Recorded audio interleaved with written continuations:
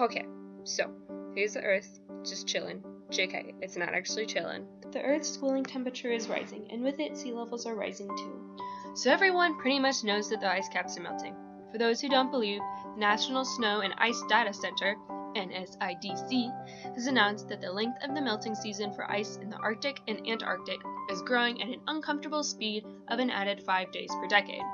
As these glaciers melt, the sea begins to absorb more heat, increasing the albedo. Albedo is the term used for the reflection of sun off the surface of the Earth. Think of it like wearing a black shirt versus a white shirt during summer. And when the ocean gets hotter, it starts to get bigger. So water expansion and glacier shrinkage are the driving forces of sea level rise. Why do we care?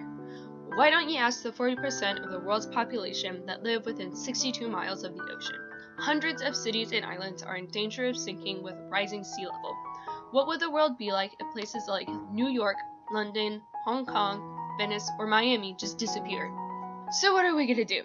Let's ask our friends, the Dutch, who live in the Netherlands, where over 2/3 of the country is below sea level.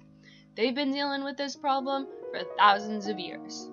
After a catastrophic storm in 1953, the Dutch set out to work through decades worth of dikes, levees, and dams. They've used a combination of man-made and natural production, like dikes, dams, floodgates, sand dunes, drainage ditches, canals, and windmill-powered pumping systems, and they always have a backup, just in case. They have 3,200 kilometers worth of primary levees and then 14,000 kilometers worth of backup levees. If there's one thing to learn from the Dutch, it's that you can never be too cautious. At the moment, they're testing out a new system of smart levees, installing new, upgraded levees and updating old ones with an installation of sensors and precise monitoring systems throughout different areas.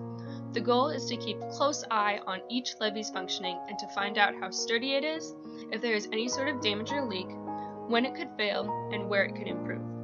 So the lesson here is that it's not just about building bigger levees, it's about maintaining and improving them. It's about thinking ahead as to what could happen. Constant monitoring, upgrades when needed, and keeping up with levees is what makes them strong and more protective. That's how you keep a coastal city safe.